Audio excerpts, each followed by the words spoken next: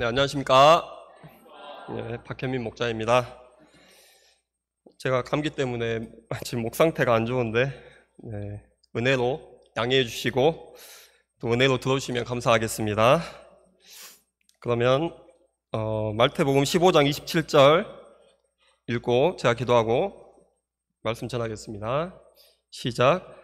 여자가 이르되 주여 올소이다마는 개들도 제 주인의 상에서 떨어지는 부스러기를 먹나이다 하니. 사랑과 은혜가 풍성하신 하나님 아버지, 이 시간 거룩한 이 연합파트 모임을 허락하여 주심에 감사드립니다.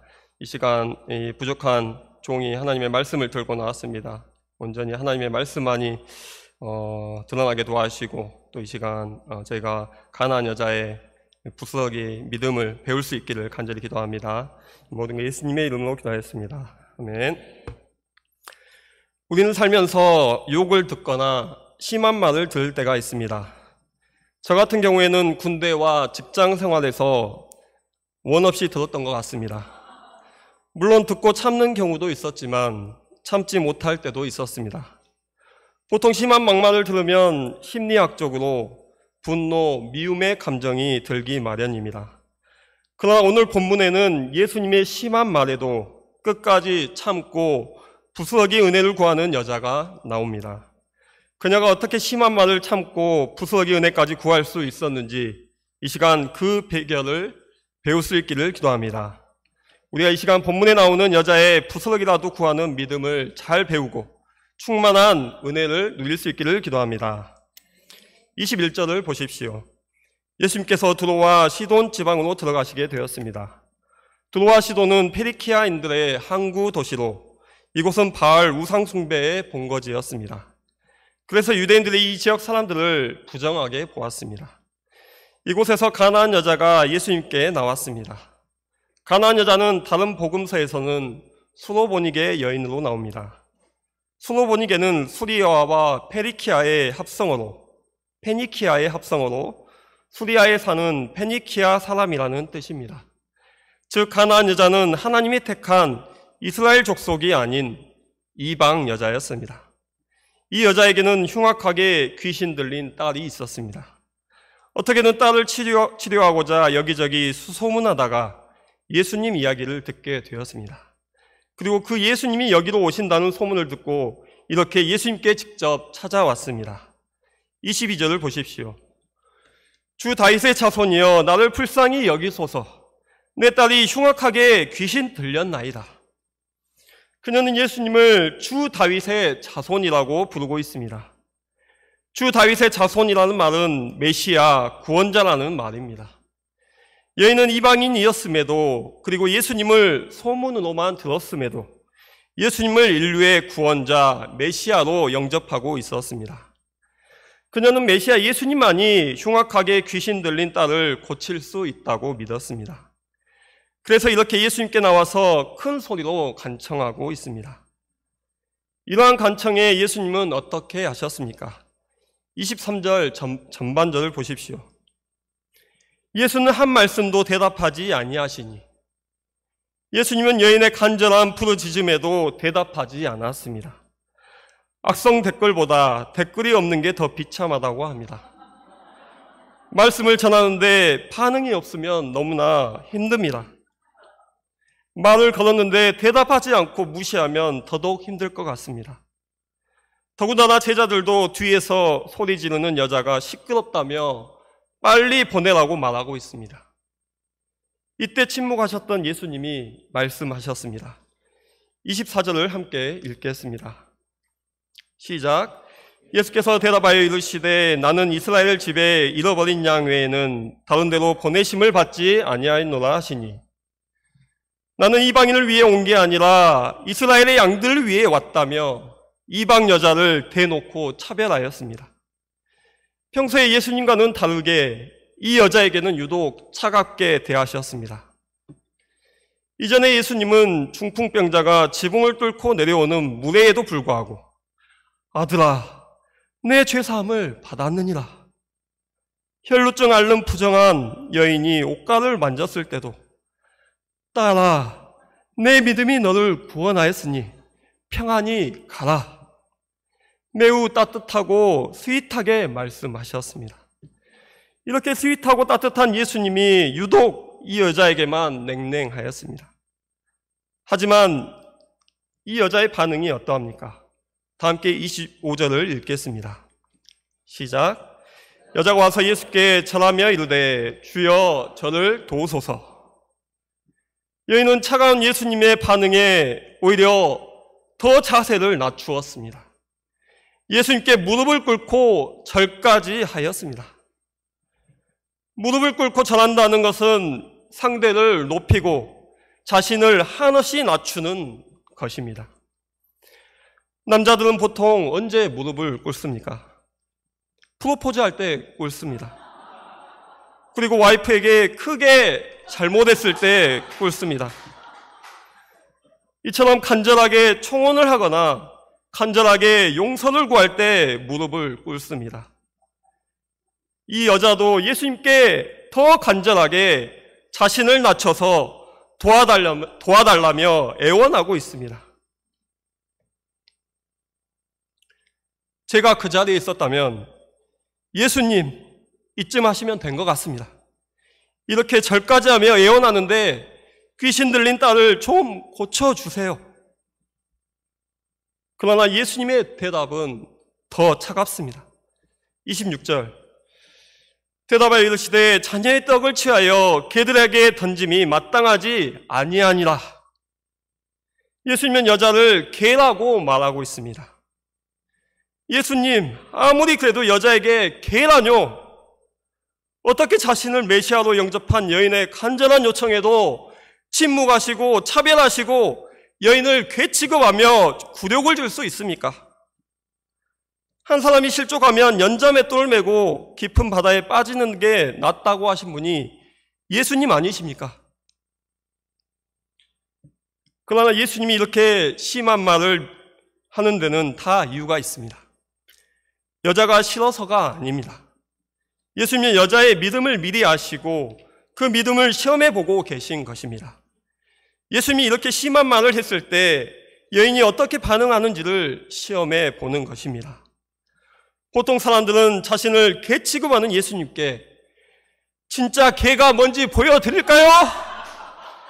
개한테 물리면 상당히 아픈데 괜찮으시겠어요?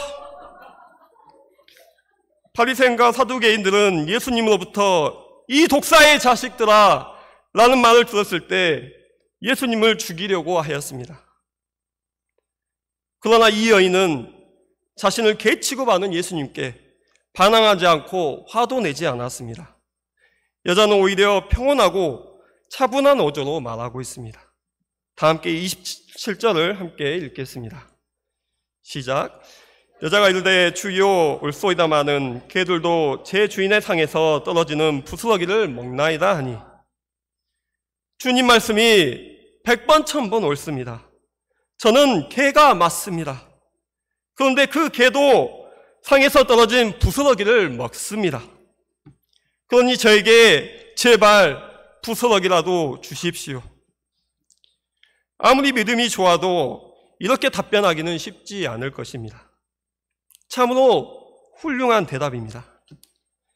우리는 이 여인의 대답을 통해서 두 가지를 배울 수 있습니다. 첫째는 여인의 주권 신앙입니다.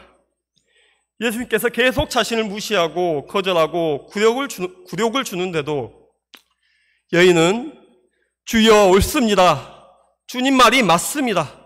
최고 권위를 가지신 예수님이 나를 개라고 하는데 저는 개가 맞습니다.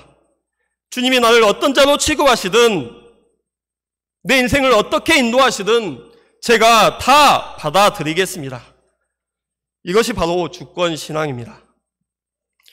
구약에 나오는 욥은 어떠했습니까? 그가 아끼던 모든 것을 잃었습니다. 친구들이 와서 계속 상처 주는 말만 하였습니다. 개 정도가 아니라 벌레 취급을 받았습니다. 그는 너무나 힘들어서 욥기 23장 8절 9절에서 이렇게 말합니다.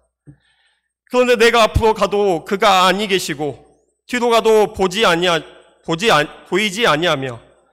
그가 왼쪽에서 일하시나 내가 만날 수 없고 그가 오른쪽으로 돌이키시나 배울 수 없구나.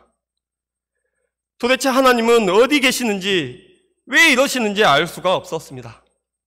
그러다가 욥이 기도하는 가운데 깨달은 바를 이렇게 말하였습니다. 그러나 내가 가는 길은 그가 아시나니 그가 나를 단련하신 후에는 내가 순금같이 되어 나아오리라. 욥이 처음에는 하나님의 뜻을 알 수가 없었는데 나중에 깨닫게 되었습니다. 나를 순금같이 빚어 만들고자 이런 연단을 주시는구나. 내 안에 불순물을 제거하시고 순수한 믿음의 사람을 만들고자 하시는구나 라는 깨달음을 얻게 되었습니다. 우리도 때로 이해할 수 없는 일을 만날 때가 많습니다. 왜 하나님이 내게 침묵하시는가? 왜 내 기도를 들어주시지 않는가? 왜 나를 이처럼 비참하게 만드시는가? 이때 우리는 반발하기보다 주권신앙을 가지고 주님의 선한 뜻이 있음을 믿어야 하겠습니다. 나의 믿음을 연단하시고 순수케 하고자 하시는 하나님의 선한 뜻을 영접해야 하겠습니다. 둘째로 여인은 부스러기 은혜를 구하는 믿음이 있었습니다. 27절을 다시 읽겠습니다. 시작. 여자가 이르되 주여 올소이다마는 개들도 제 주인의 상에서 떨어지는 부스러기를 먹나이다 하니, 여인은 예수님께 단지 부스러기 은혜만을 구하였습니다. 부스러기 은혜라도 감사하다는 것입니다. 여인에게 예수님은 엄청난 능력자였습니다. 예수님의 능력은 너무나 크시기 때문에 부스러기 은혜만 주셔도 자신의 딸이 즉시 낫게 될 것을 믿었습니다. 예수님은 여인의 믿음을 크게 칭찬하셨습니다. 28절에 보면 내 믿음이 크도다, 내 소원대로 되리라 극찬하시며 딸이 흉악한 귀신으로부터 회복되는 은혜와 기적을 체험할 수 있었습니다. 우리는 예수님께 인정받기 위해서 뭔가 거창한 프로젝트를 섬겨야 하지 않나 라는 생각이 듭니다. 뭔가 엄청난 것을 섬겨야 예수님께 인정받을 수 있지 않을까라는 생각을 하게 됩니다.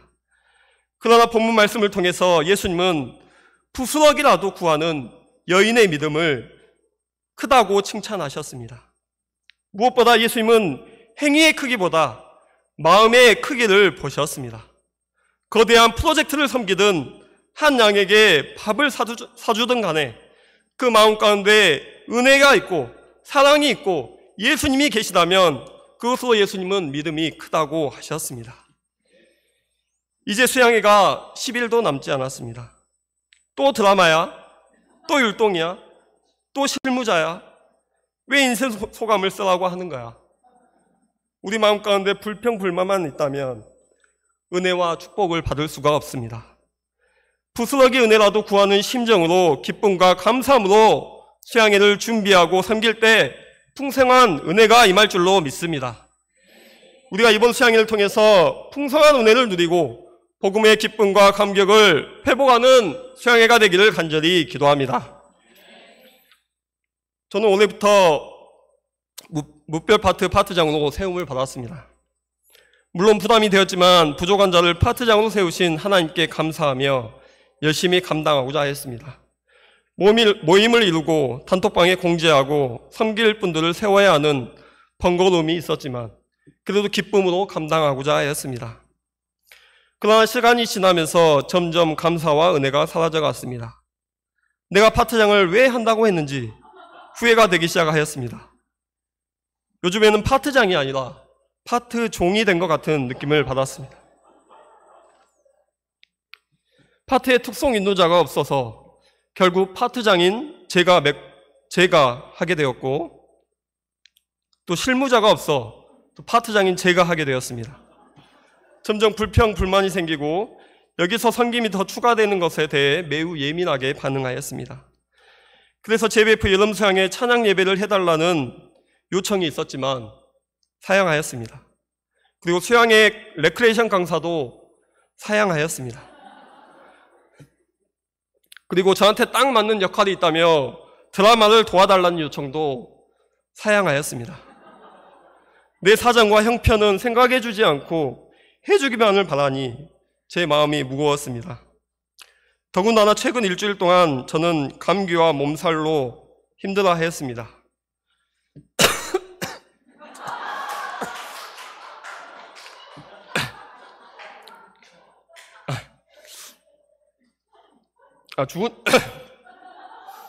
그리고 주은이는 어제 수족구에 걸려서 열이 떨어지지 않았습니다. 앞으로 5일 동안 집에서 제가 독박 케어를 해야 합니다. 이 와중에 파트 메시지를 준비해서 은혜를 끼쳐야 하고, 인생 소감을 써서 복음의 감격을 회복해야 하고, 율동부 출신으로서 이번 수양의 율동이 뭔지를 보여줘야 합니다. 그리고 실무팀에 누가 되지 않기 위해 실무 역사도 열심히 감당해야 합니다.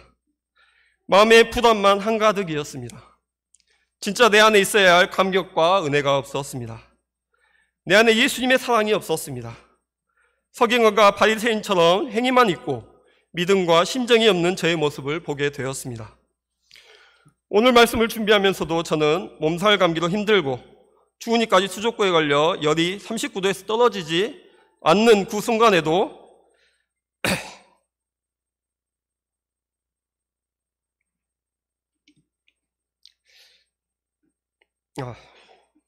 말씀을 준비해야 하는 현실에 불만이 쏟아져 나왔습니다. 그래도 말씀을 끝까지 감당하고자 할 때 그 힘든 가운데서도 하나님께서는 저에게 부스러기 은혜를 주셨습니다. 가난한 여자도 최악의 조건에서 끝까지 주님만을 의지하며 부스러기 은혜를 구하였습니다.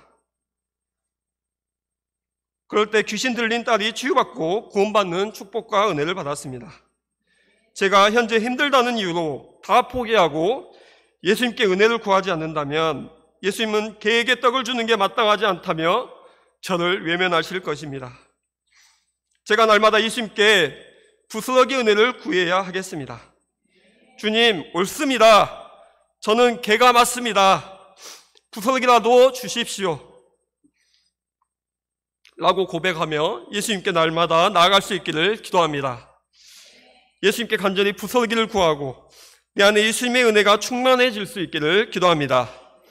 제가 충만한 은혜를 덧입고 맡겨진 사명과 직분들을 다시 기쁨과 감사함으로 섬기는 자가 될 수 있기를 간절히 기도합니다. 결론입니다. 세상은 점점 악해지고 사는 게 점점 힘들고 팍팍해지고 있습니다. 이럴 때일수록 우리는 부스러기 은혜를 구해야 하겠습니다. 예수님을 간절히 찾아야 하겠습니다. 그래야 할 때 우리 안에 충만한 은혜가 임할 줄로 믿습니다. 주님, 제게 부스러기라도 주십시오. 날마다 예수님께 나아가 은혜를 구하는 저희 교회 공동체가 될 수 있기를 간절히 기도합니다.